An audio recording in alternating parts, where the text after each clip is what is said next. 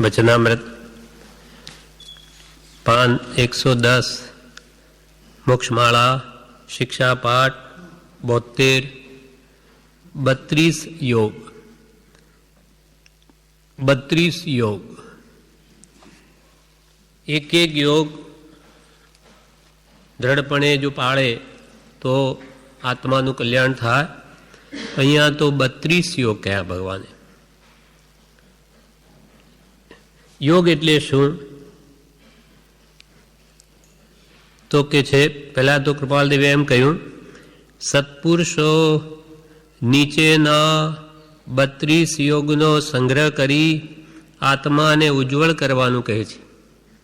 सत्पुरुषो ज्ञानी पुरुषो नीचे जे आ 32 योग कह्या तेनो संग्रह करीने आत्मा ने उज्जवल करवो, पवित्र करवो, निर्मल करवो, शुद्ध करवो।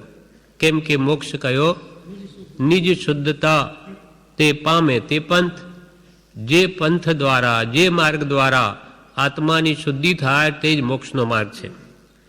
तो आ बधा योग छे ते मोक्षनी साथे जोड़नारा छे। आ 32 योग आपड़ा आत्मा ने मोक्षे पहोंचाड़े एटले अहींया विवेचन ब्रह्मचारी कहे छे मोक्षनी साथे जोड़े ते योग।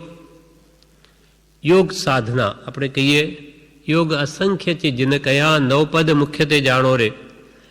आवा असंख्य योग जे मोक्षनी साथे जोड़े अथवा योग एटले साधन जे साधन वड़े आपणो आत्मा सर्वकर्म थी मुकाय ते बधा योग छे।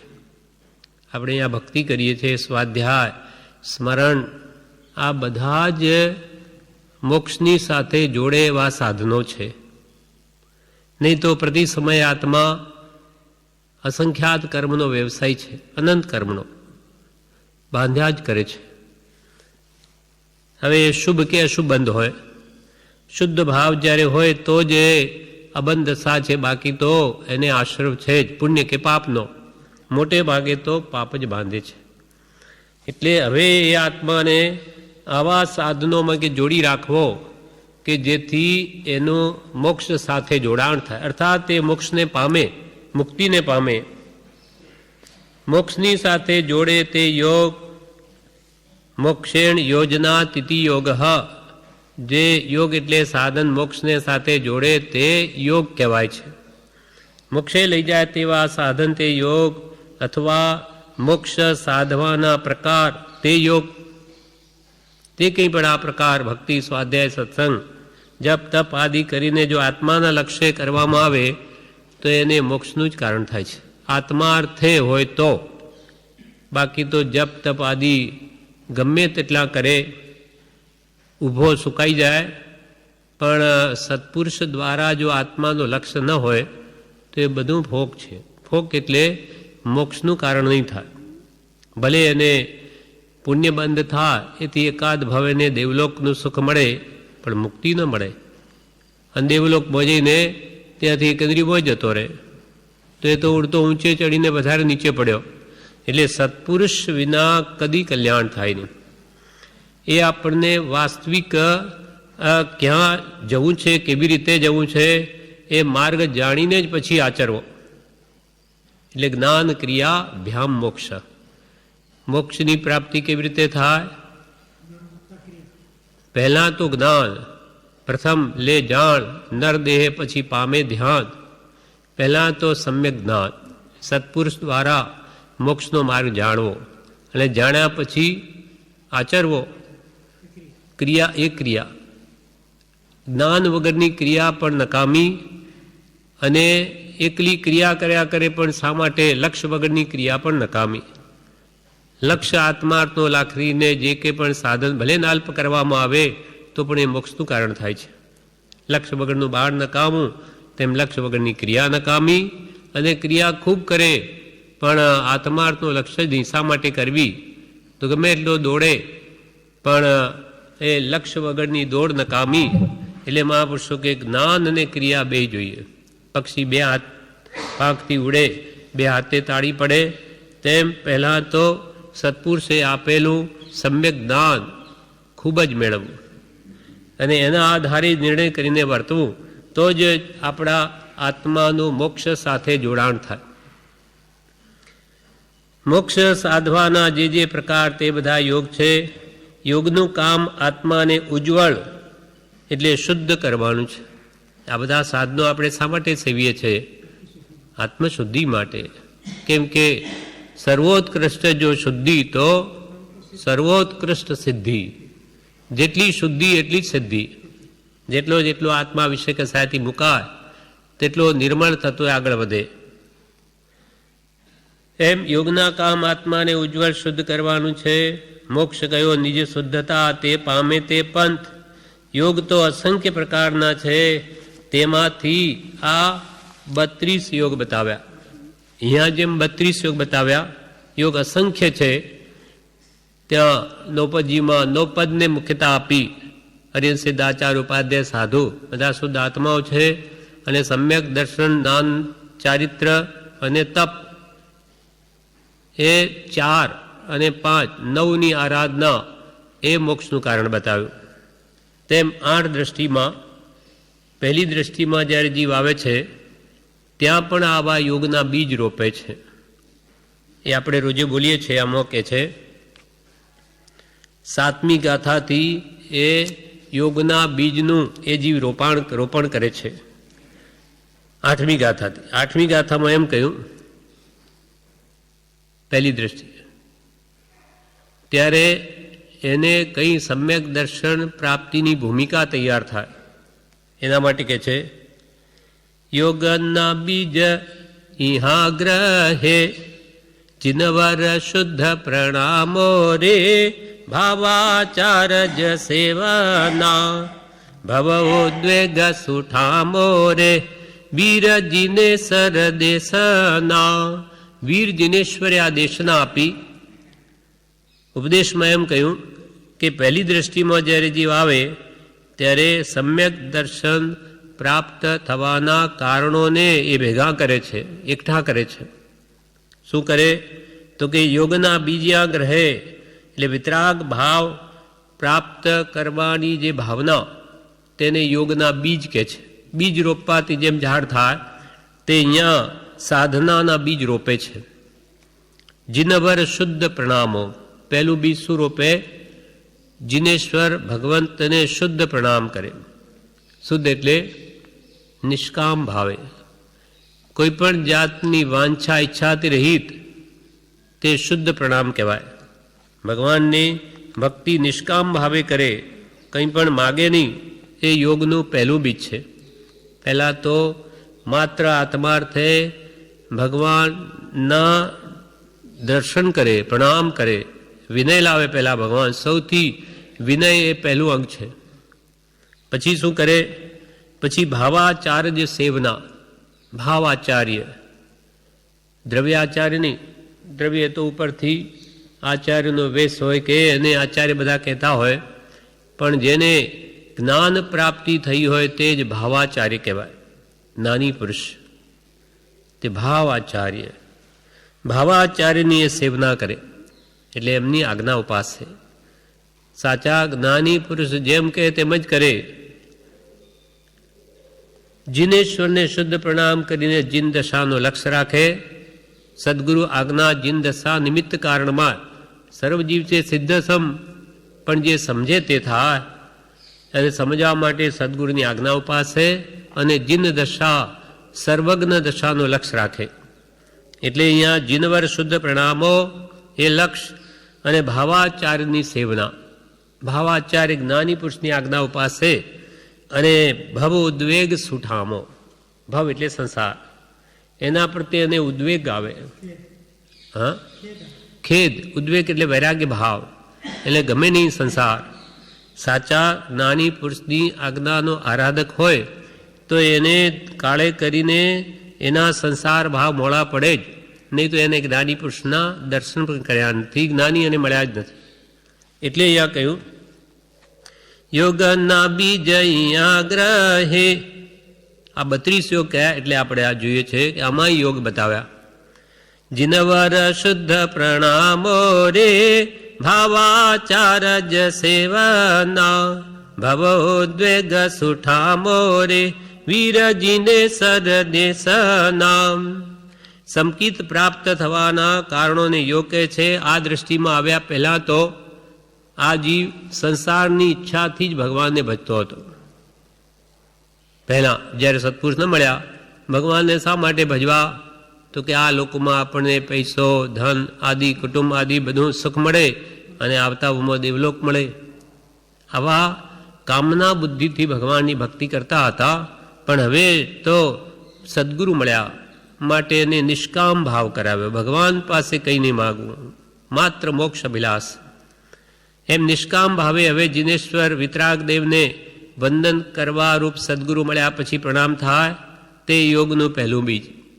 પછી ભાવાચાર્ય એવા જ્ઞાની પુરુષની સેવા, આજ્ઞા ઉઠાવે, વૈયાવ્રત કરે, એ બીજું બીજ સમકિત પ્રાપ્ત કરાવવાનું. અને ત્રીજું બીજ સંસાર ક્યારે છૂટે એવી અંતરમાં સાચી ભાવના રૂપ ભવ ઉદ્વેગ. મારો આ સંસાર ક્યારે છૂટે, કેટલો વહેલો હું આને છોડીને નિરંતર આત્મધ્યાન, ભક્તિ, ચિંતન એમાં જ લીન રહું. તે ત્રીજું યોગનું બીજ છે. એ ત્રણેય યોગના બીજ કયા. હવે આગળની 9મી ગાથામાં કે છે, એટલે હવે સમકિત ન થાય ત્યાં સુધી ફરી એ શું કરે છે?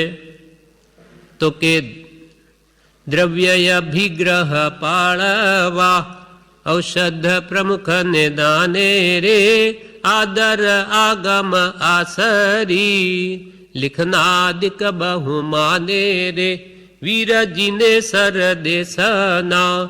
વીર ભગવંતે આ દેશના આપી કે હવે એ સમકિત ગ્રંથિ ભેદ ન થાય ત્યાં સુધી દ્રવ્યથી સ્થૂળપણે નિયમ પાળે, નિયમ પચખાણ પાળે.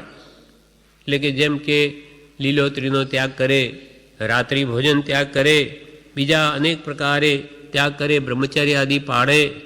આ બધા જ્યાં સુધી સમ્યક દર્શન પ્રાપ્ત ન થાય ત્યાં સુધી એ દ્રવ્ય એટલે સ્થૂળ પડે અભિગ્રહ પાળે. અભિગ્રહ એટલે નિયમ પાળે. અને વળી ઔષધ પ્રમુખને દાને અને સતપાત્રે ઔષધ આદિ દાન આપે. ઔષધ દાન, આહાર દાન, જ્ઞાન દાન, અભયદાન વગેરે એવી ત્યાગ વૃત્તિને સેવે. વળી શું કરે? આદર આગમ આસરી, આગમનો આદર કરે. અર્થાત આદરપૂર્વક આગમને સાંભળે, ભગવાનના વચનોને શું શ્રવણ કરે. કેમ કે શ્રવણે નાણે વિજ્ઞાણે, શ્રવણથી જ્ઞાન થાય, જ્ઞાનથી વિજ્ઞાન થાય. આદર આગમ આસરી લિખનાદિક બહુ માને.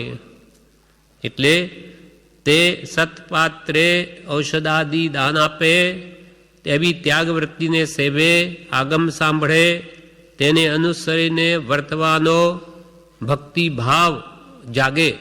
ભગવંતે શું કહ્યું? જેમ જેમ આગમ સાંભળે તેમ એની ત્યાગ વૃત્તિ પ્રગટે અને ભગવાન પ્રત્યે ભક્તિ ભાવ જાગે. આદર આગમ પછી આશ્રી, આશ્રી એટલે આચરણ, આચરવું, આચરી. આદર આગમ આશ્રી એટલે આદરપૂર્વક આગમને સાંભળે પછી તે પ્રમાણે વર્તવાનો પુરુષાર્થ કરે. આગમ આદર આસરી ના, ભાવાચાર્ય એટલે પ્રત્યક્ષ હોય ને તો એની બલિહારી છે, એને તો કોઈ ના ન કહી શકે.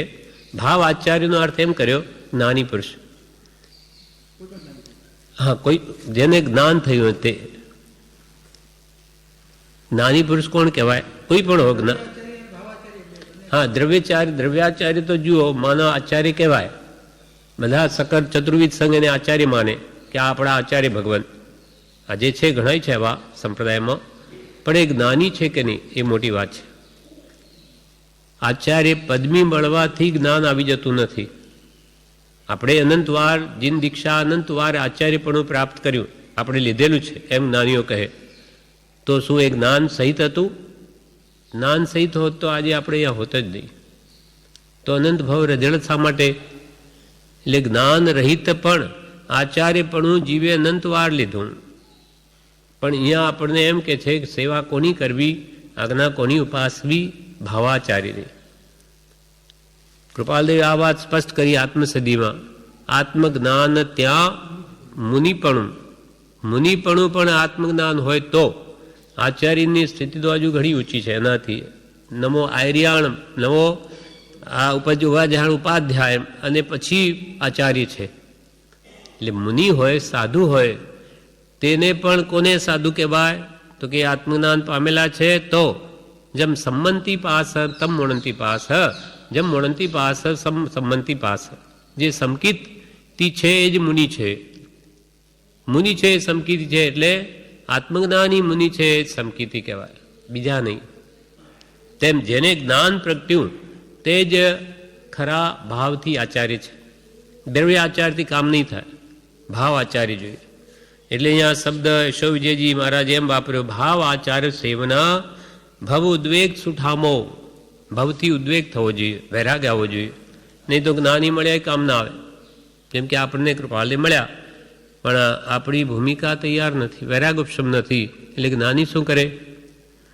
એટલે વૈરાગ ઉપશમ બળવાન હોય અને આવા સાચા આત્મજ્ઞાની પુરુષનો યોગ મળે, અર્થાત એની સેવા કરે, એટલે એમની આજ્ઞા ઉપાસે, તો એનું જરૂર કામ થાય. એ ભાવ ત્યાં પેલા 3 માર્ગ કૃપાલદેવે બતાવ્યા. પત્ર નંબર પેલા જ્ઞાન માર્ગ, ક્રિયા માર્ગ ને ભક્તિ માર્ગ. એમાં આ વાત સ્પષ્ટ કરી છે કે એ બધાને બાદ કરતા ઘણા વિચારવાન જીવોએ ભક્તિ માર્ગનો તે જ કારણથી આશ્રય કર્યો છે. અને પરમ પુરુષ સદગુરુને વિશે સરવાર પણ સ્વાધીન પણ શિષ્યા વંદી દીઠું છે, પણ તેવો યોગ પ્રાપ્ત થવો જોઈએ. નહીં તો કુગુરુ મળી જાય અને એને વળગી પડે કે આ મારા ગુરુ, તો બધું નિષ્ફળ જાય, સંસાર પરિભ્રમણ વધી જાય. સત્પુરુષનો આશ્રય હોય એટલે એ પણ તેમાં કહ્યું 692માં કે આશ્રય કોનો કરવો? કે જન્મ જરા મરણાદિનો થયા છે એવા જ્ઞાની પુરુષનો આશ્રય કરીએ તો આપણા પણ જન્મ જરા મરણ નાશ પામે. અર્થાત જ્ઞાની જોઈએ, એનું શરણ જોઈએ. તો આ યોગનું બીજ રોપાયું. સાચા જ્ઞાની ગુરુ મળ્યા તો સાચા દેવ અને ધર્મનું સ્વરૂપ પણ સાચું સમજાવે, એ માર્ગમાં આવી જાય, સતમાર્ગમાં. એમ પછી એવો જીવ દ્રવ્ય ભીગ્ર પાડે, ઔષધાદિ પ્રમુખ દાન આપે, આગમનો આદર કરે, આશ્રી એટલે એ પ્રમાણે આચરણ કરે, અને લિખનાદિક બહુ માને. અર્થાત એ આગમમાં જે સારું લાગે તે લખે અથવા લખાવે. લિખનાદિક બહુ માને, બહુમાનપૂર્વક ભગવાનના વચનોને ખૂબ બહુમાનથી જોઈ જે સારું લાગે લખે અથવા લખાવે. એ જ વાતને વધારે આગળની ગાથામાં સ્પષ્ટ કરે છે. લેખન પૂજન આપવું શ્રુતવાચનાયુદ્ધ ગ્રાહો રે, ભાવ વિસ્તાર સજ્જાયથી ચિંતન ભાવન ચાહો રે, વીરજીને સરદેશના. હવે ભગવંતે શું કહ્યું દેશનામાં? એ આવો જીવ જેને સમકિતના બીજ રોપ્યા શ્રદ્ધારૂપ, તે પછી લેખન એટલે શાસ્ત્રો લખાવે, જ્ઞાન દાન તેના માટે જ છે. અર્થાત જે સતશ્રુત લખે કે લખાવે, આત્માની જેથી જાગૃતિ આવે, સંસાર ઉપર વૈરાગ્ય ભાવ આવે, એવા વૈરાગ્ય ઉપશમના ગ્રંથો લખાવે, લેખન કરાવે, પૂજન કરે, પુષ્પાદિક વડે એનું પૂજન કરે. આપવું, આપણા ઘરે શાસ્ત્રો એને કોઈ માગવા આવે કે મારે વાંચવું છે તો આ લઈ જાઓ, મનમાં એમ ન રાખવું કે આ બગાડી નાખશે તો બગડી જશે, ડાઘ પડી જશે, એને કેમ આપવું? તો એ મોહ મમત્વ ભાવ થઈ ગયો. લેખન પૂજન ને આપવું, કોઈ માગે તો વાંચો, ખુશીથી વાંચો, અને એવું લાગે કે આ બગાડી નાખશો, સંભાળજો, આશા ન થાય, બસ. બાકી એમાં મારાપણું નહીં કરવું. લેખન પૂજન આપવું, આપવું એટલે આપવું બીજાને. પછી શ્રુત વાચના ઉદ્ગ્રાહો રે, શ્રુતની વાચના લેવી ઉદ્ગ્રાહથી, ઉત્સાહપૂર્વક. એ ભગવંતે જે શ્રુત કહ્યું છે એની વાંચના લેવી, નવું નવું શીખવા માટે.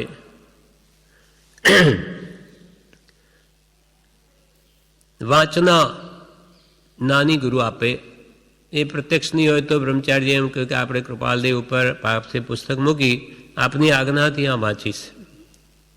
બ્રહ્મચારી જ્યારે હાજર હતા ત્યારે તો એ વારંવાર પૂછતા, કંઈક આપી દે, શું કરો છો? તો કે કંઈ નહીં. તો કે આ વાંચજો, આ વાંચવા જેવું છે. કોઈ પુસ્તક વાંચવા આપી દે, અથવા આ પત્ર મોઢે કરજો, અથવા આ પદ મોઢે કરજો. અને પાછા બીજે દિવસે મળે ત્યારે પૂછે શું થયું, કેટલું થયું. આમ બધાના પલાખા લે, બધાને પૂછે. આપણે મન તો એક જ હતા, પણ એમ તો બધાની સંભાળ રાખે. 4-6 મહિના પહેલાં બી કંઈક સોંપ્યું હોય યાદ કરવા, એ પૂછે કેટલું થયું.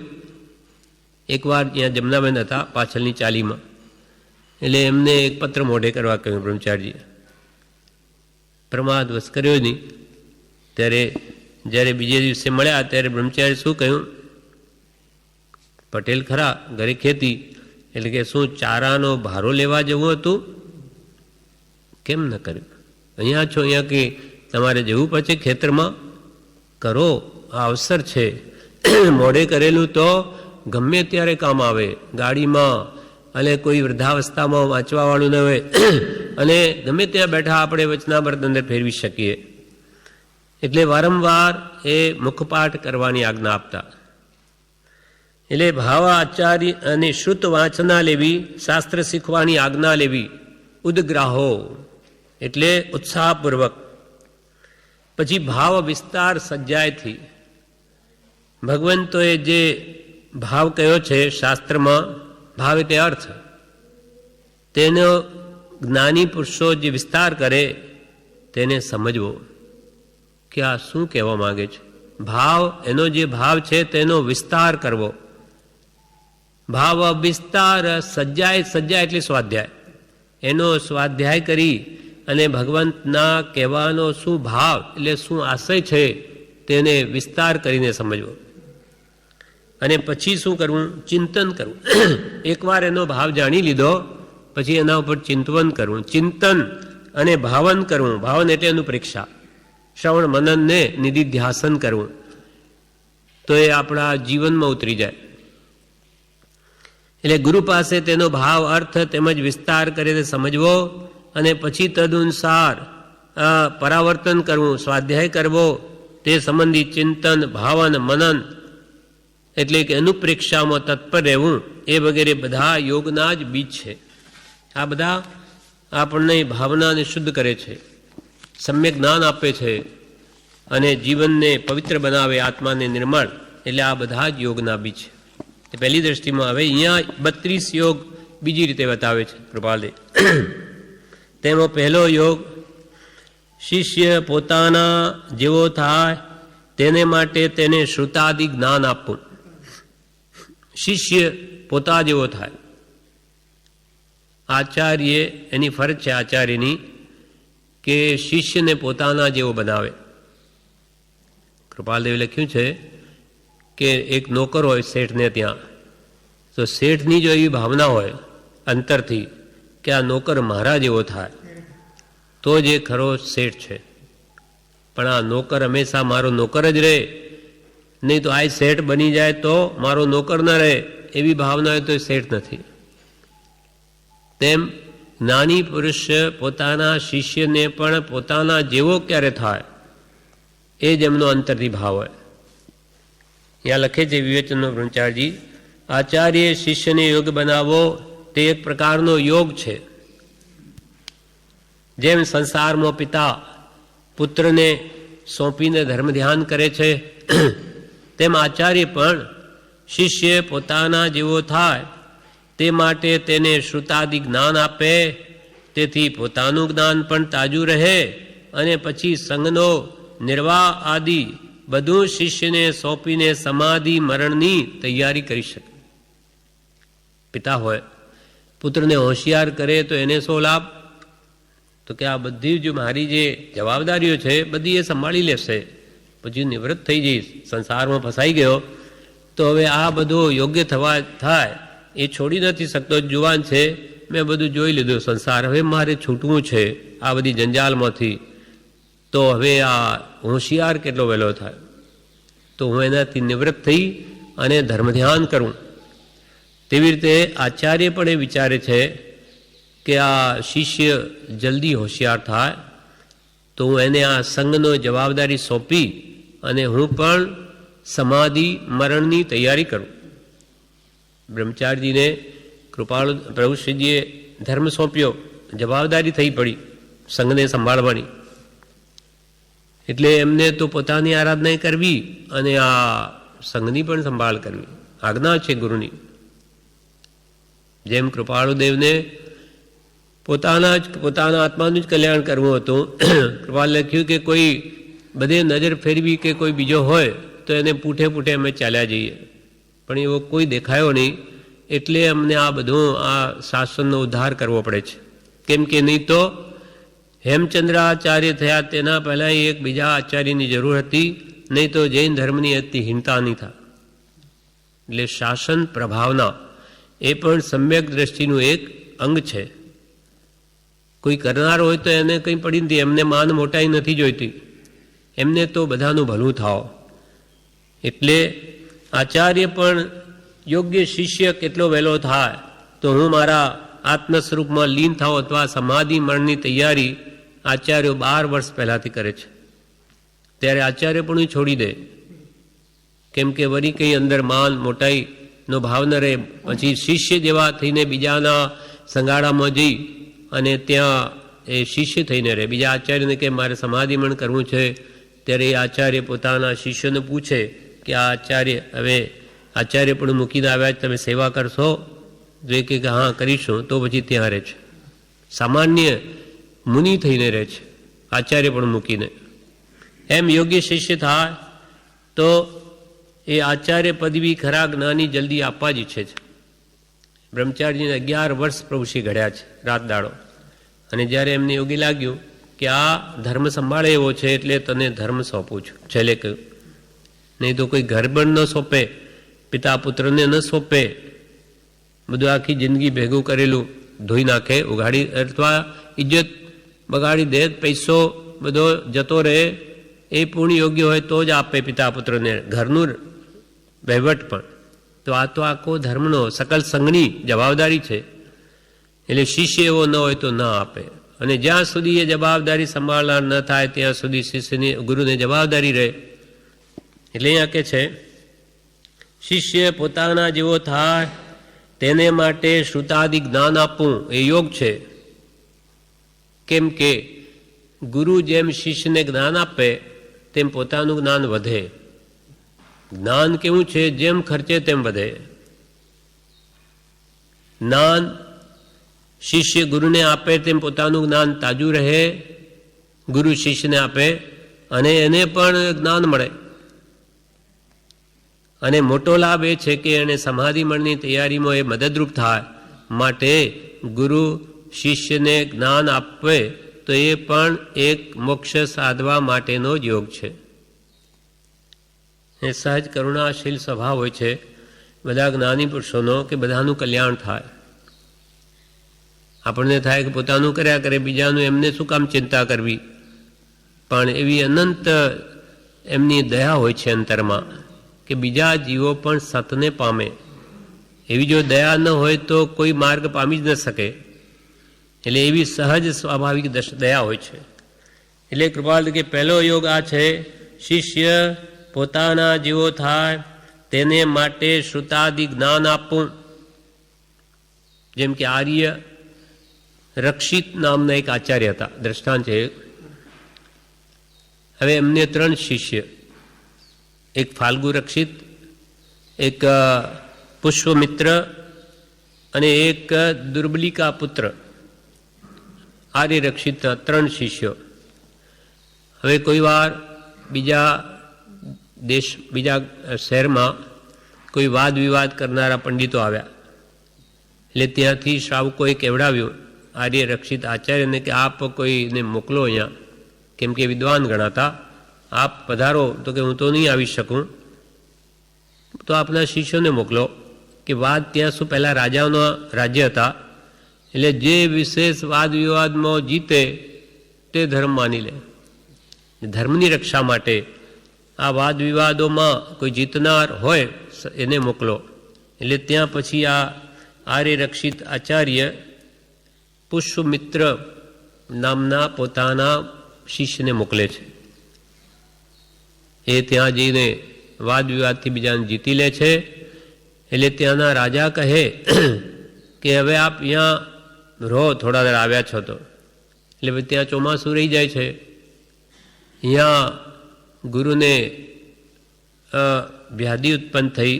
એમને લાગ્યું કે હવે આ દેહ ટકે એવો નથી. એટલે હવે શું કરવું, આચાર્ય પદ કોને આપવું?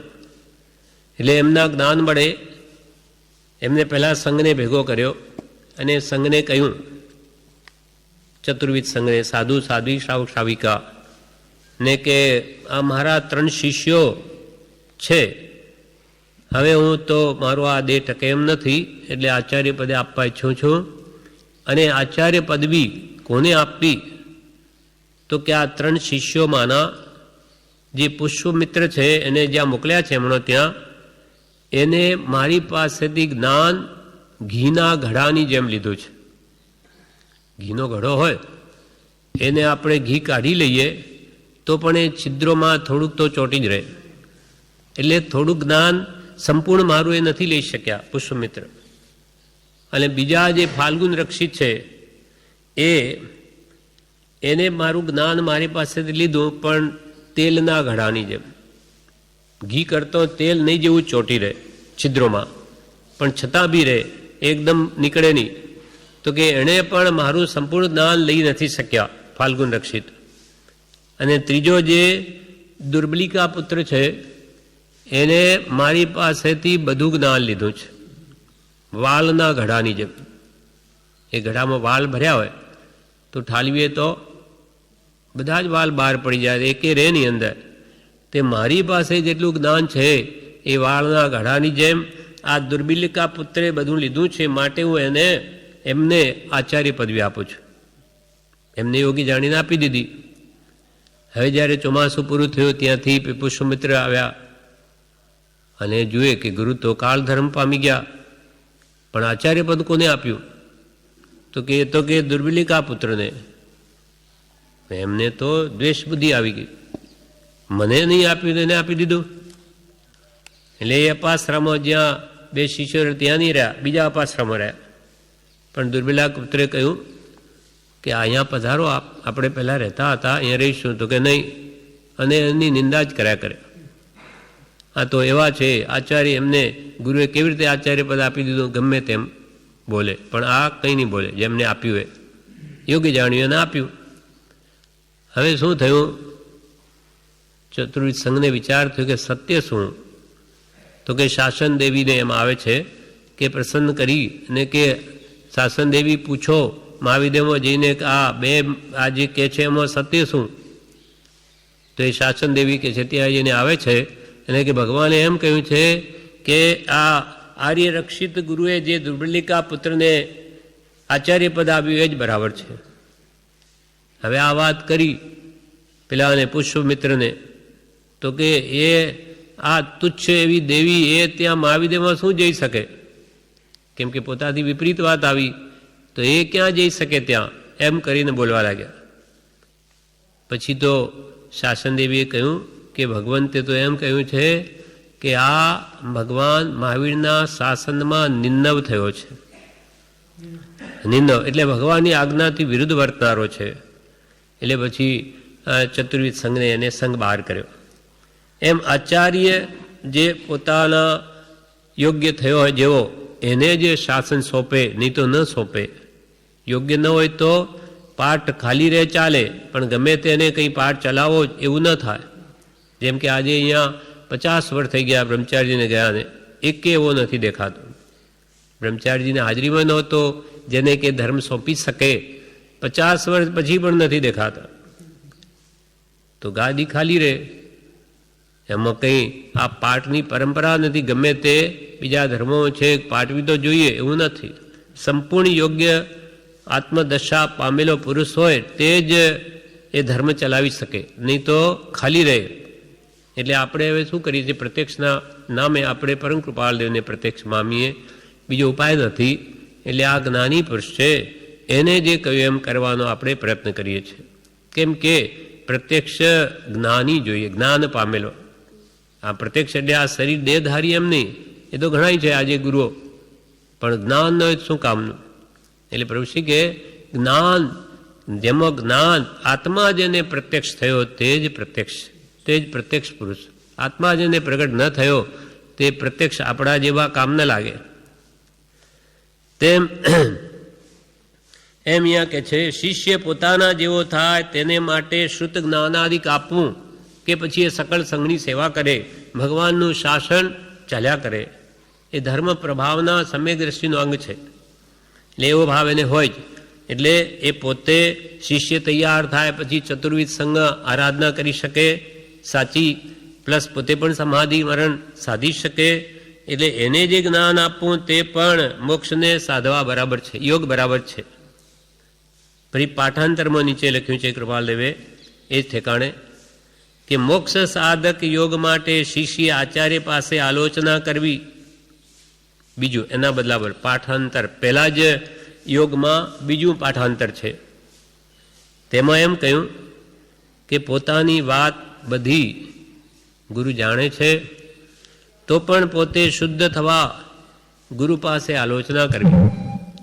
નાની ગુરુ તો આપણા બધા દોષો જાણતા હોય, છતાં પણ પોતે જઈને પોતાના બધા દોષો કહેવા, બધું સ્પષ્ટ રીતે ગુરુ આગળ શરમ રાખવી નહીં, તો જ એ શુદ્ધ થાય. પોતાની બધી વાત, ખોટા વિકલ્પો વગેરે જે કંઈ પણ કર્યું હોય તે બધું કહેવું. ગુરુ આગળ પાપ આલોચના રે, કરીએ વિનય વૈયાવચ એક મનારે, સૈયા નવમી તે નીરજર ભાવના રે. કર્મોની નિર્જરા કરવા માટે શ્રી ગુરુ આગળ, જ્ઞાની ગુરુ, ગમે તેવા આગળ નહીં. જેમ કે આજે કોઈ એવો દેખાતો નથી તો કોઈની સામે આપણે આપણા દોષ હોય તો કહી ન શકાય, નહીં તો એનું વિપરીત ભયંકર પરિણામ આવે. એટલે આપણે આજની સ્થિતિમાં કૃપાલદેવના ચિત્રપટ આગળ પ્રત્યક્ષ માની અને બધું જ ત્યાં જ કહેવું, ક્ષમાપના માગવી, ફરી તેવા દોષો ન થાય એનું ધ્યાન રાખવું. એટલે પાઠાંતરમાં મોક્ષ સાધક યોગ માટે શિષ્યે આચાર્ય પાસે આલોચના કરવી. એ આલોચના કરે તો એ છૂટી જાય પાપથી, અને છુપાવે કે જ નહીં ગુરુને કે મારી હલકી લાગશે તો એ છૂટે નહીં. હવે બીજો યોગ, પોતાના આચાર્યપણાનું જે જ્ઞાન હોય તેનો અન્યને બોધ આપવો અને પ્રકાશ કરવો. આ બીજો યોગ, મોક્ષની સાથે જોડે તે યોગ. પહેલો તો એમ કહ્યું કે જ્ઞાની ગુરુ પોતાના શિષ્યોને પોતા જેવા બનાવે તે યોગ. બીજો છે તે હવે સકલ સંઘને, શ્રાવક શ્રાવિકા બધાને જ્ઞાન આપે, સમજણ આપે, સાચો માર્ગ સમજાવે. એટલે આચાર્યપણું જેથી પ્રાપ્ત થયું હોય, જે વિશેષ જ્ઞાન હોય તેને આધારે શ્રોતાઓનું હિત થાય એવો બોધ આચાર્ય આપે. તેથી પોતાને પણ હિત થાય છે, માટે તેને પણ યોગ કહ્યો છે. સકલ સંઘને સતમાર્ગે વાળે, ભગવાનનો મૂળ માર્ગ બતાવે તો એનામાં પોતાનું પણ હિત થાય અને સકલ સંઘનું હિત થાય. સકલ સંઘ પણ મોક્ષ માર્ગે જોડા અને પોતે પોતાનું માટે કરતો હોય સ્વલક્ષી સાધના, એટલે પોતાનું પણ કલ્યાણ થાય, સ્વપર કલ્યાણ થાય. માટે પોતાનું કલ્યાણ કરતા સકલ સંઘને પણ યોગ્યતા અનુસાર બોધ આપવો અને પ્રકાશ કરવો. પ્રકાશ કરવો એટલે પુસ્તકો વગેરે લખીને તે જ્ઞાનનો વિશેષ પ્રકાશ ફેલાવો કરવો. જેમ કે બ્રહ્મચારીજી કે પ્રભુશ્રીજીએ કૃપાલદેવનો મૂળ માર્ગ ભગવાન મહાવીરનો કૃપાલદેવે પ્રકાશ્યો. કૃપાલદેવનું તો આયુષ્ય બહુ ટૂંકું અને પાછો મુનિ અવસ્થાનો ઉદય નહીં, એટલે કૃપાળુદેવે પ્રભુશ્રીને કહ્યું, મુનિ તમે આ કાળના જીવો પાકા ચીબડા જેવા છે, એને પંપાળીને કામ લેશો તો તમારાથી હજારોનું કલ્યાણ થશે. તો પ્રભુશ્રી બાળા ભોળા થઈને રહ્યા આવો પ્રભુ, આવો પ્રભુ. બધાથી સાવ લઘુ થઈને રહ્યા તો હજારોને માર્ગમાં લાવી દીધા. સાચો ભગવાન મહાવીરનો મૂળ માર્ગ જે કૃપાલદેવે આ કાળમાં પ્રકાશ્યો તેને આગળ ધપાવ્યો પ્રભુશ્રીજીએ મુક્ષોને બોધ આપીને. એમને અનુકૂળ વર્તીને પણ એમને વાળ્યા. ભલે ને પાકા ચીબડા જેવા, ચીબડું પાકું હોય એને વધારે જો કડકાઈથી પકડવા ફૂટી જાય, કાણું પડી જાય, ફૂટી જ જાય. પંપાળીને હાથમાં સંભાળીને લેવું પડે. તેમ પંપાળી આ જીવોને પ્રભુશ્રીએ મોક્ષ માર્ગમાં વાળ્યા. એમને બોધ આપ્યો એવો મીઠો, એટલે કે એમના ગામડિયા ભાષામાં ગામડિયાને બોધ આપીને પણ એમને તાર્યા છે. પછી બ્રહ્મચારી જેવા આવી ગયા, એ પણ હજારોને એ વિદ્વાન હતા, ઘણા જ ભણેલા બધી રીતે, તો એમને પણ એમની શક્તિ પ્રમાણે વિદ્વાનો હોશિયારોને પણ મોક્ષ માર્ગમાં લાવી દીધા. એમ પોતાના આચાર્યપણાનું જે જ્ઞાન હોય તેનો અન્યને બોધ આપવો અને પ્રકાશ કરવો. બ્રહ્મચારીજી કેટલી પુસ્તકોના ઢગલા લખી દીધા અને કૃપાળદેવનો ના વચનોને એક એક વાતને સમજાવવા કેટલો બધો પ્રયત્ન કર્યો છે. આપણા ભલા માટે સ્વપરહિત કર્યું છે, પોતાનો ઉપયોગ એમાં રોક્યો અને આપણું પણ કલ્યાણ થાય એવું કર્યું. આ પણ યોગ છે, કેમ કે મોક્ષની સાથે જોડે છે. નાની પુરુષોના આત્માને કે આપણા આત્માને આ બધા સમ્યક જ્ઞાન જોડનાર હોવાથી તેનો બોધ આપવો અને પ્રકાશ કરવો, એમાંય પાઠાંતર છે બીજું. અથવા પાઠાંતરમાં છે કે આચાર્ય આલોચના બીજા પાસે પ્રકાશવી નહીં. આચાર્ય આલોચના સાંભળી હોય તે બીજાને ન કહે. આ પાછું બીજાનું એ પાઠાંતર છે. બે પ્રકારે કૃપાલદેવ આ યોગ લખ્યા છે. બીજો યોગ જે કયો કે પોતાના આચાર્યપણાનું જે જ્ઞાન હોય તે અન્યને આપવું, બીજા બધાઓને, અને એનો ખૂબ પ્રકાશ કરવો, પ્રસાર, પુસ્તકો લખી વગેરે. અને પાઠાંતરમાં એમ કહ્યું કે આચાર્ય પાસે આવીને જે કોઈ પણ પોતાના પાપ દોષોની આલોચના કરે તે બીજાને કહેવી નહીં, એને બીજે ક્યાંય પ્રકાશવું નહીં, નહીં તો મહા અનર્થ થઈ જાય છે. સંપૂર્ણ વિશ્વાસ કરવા લાયક પુરુષ હોય તેના આગળ આ દોષો કહેવાય નહીં, તો એનો દ્રષ્ટાંત પ્રભુશ્રીજીએ ઉપદેશામૃતમાં આપ્યું છે. એક બાઈએ શેઠની વહુ હતી, એને એક શિષ્ય એના ઘેર વહોરવા આવ્યો હશે, સાધુ પુરુષ નવજવાન હતો. એની સાથે પોતાની સાથે સંગની માંગણી કરી, પછી ના પાડી શિષ્યે. એટલે એ વહુને ભય લાગ્યો કે આ મારી વાત કંઈ કહી દેશે, એટલે વહુને એવો કાળ ચડ્યો કે એને મારી જ નાખ્યો, માનીને ઘરમાં જ દાટી લીધો. પછી થોડા દિવસ પછી એને જ ભાન થયું મેં આ શું પાપ કર્યું, ભયંકર પાપ કર્યું, મુનિને માર્યા. તો હવે ગુરુ પાસે જઈને આલોચના લઉં. ગુરુને કહેવા ગઈ એકાંત જોઈને. પહેલાં બહુ શોધ્યા, શિષ્યનો પત્તો જ લાગે નહીં, ક્યાં ગયો. હવે આ બાઈએ આવીને કે મારાથી આવું પાપ થયું, મેં આવું મારીને દાટી દીધા. તો કે એમ કરો, કાલે આવજો તમે. હવે એનો બાપ, એનો સસરો, એને ત્યાં બોલાવી એક પેટીમાં રાખી લીધો. અને પછી પાછી બાઈ આવી એટલે કહો કાલે તમે શું કહેતા હતા એમ કરીને બધી વાત પાછી કેવડાવી અને હાથ માર્યો પેટી ઉપર. એટલે કે સાંભળો છો કે નહીં? બાઈ સમજી ગઈ. ઓહો, યા એ સંગપતિ હતા આગળના, એટલે મારા સસરા હોવા જોઈએ. એટલે એને તો ત્યાંથી ઉઠી ઘરે જઈ ફાંસો ખાઈને મરી ગઈ. સસરાએ જાણ્યું કહો મારી વહુએ આવું ભયંકર પાપ કર્યું, હું કોને મોઢું બતાવું. એ પણ કે જે ફાંસો ખાઈને મરી ગયા. પતિએ પણ વિચાર કર્યો કે આવું મારા ઘરમાં, એને પણ ફાંસો ખાધો. શિષ્યે વિચાર કર્યો, નહીં ગુરુ આચાર્ય કે હો આ મેં ભયંકર દોષ કર્યો, મારે લઈને આટલા મૃત્યુ થઈ ગયા, હું કોને મોઢું બતાવું. એ પણ ફાંસો ખાઈને મરી જાય છે. એમ મહાપુરુષો કે કોઈના પણ દોષો હોય ક્યાંય કહેવાની નહીં, તો આવા ભયંકર એનું પરિણામ આવે છે. એટલે પ્રભુ કહે, પૂજ્યશ્રી કહે કૃપાલદેવે કહ્યું, આચાર્યે આલોચના બીજા પાસે પ્રકાશવી નહીં. આલોચના કરી છે એણે તો પાપથી છૂટવા, બીજા જગતમાં પ્રચાર કરવા માટે નથી કહ્યું.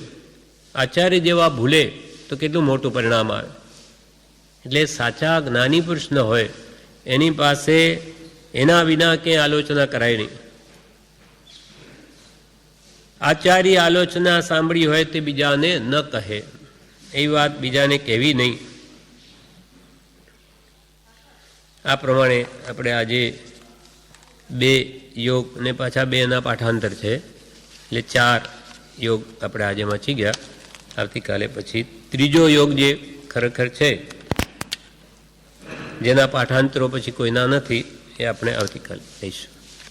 કુલ 32 યોગ છે. કૃપાલદેવ અંતમાં લખે છે કે એકેકો યોગ અમૂલ્ય છે, સગળા સંગ્રહ કરનાર પરિણામે અનંત સુખને પામે છે. એક એક યોગ અમૂલ્ય, જેનું મૂલ્યાંકન નહીં થઈ શકે, અર્થાત મોક્ષની સાથે અવશ્ય જોડે. જો જેમ ભગવંતે કહ્યું સમજીને આરાધે તો, અને 32 યોગને જે સંગ્રહ કરે તે તો અનંત સુખને પામે છે. આ પ્રમાણે આગળ જણાવે છે, જે આપણે આવતીકાલે લઈશું.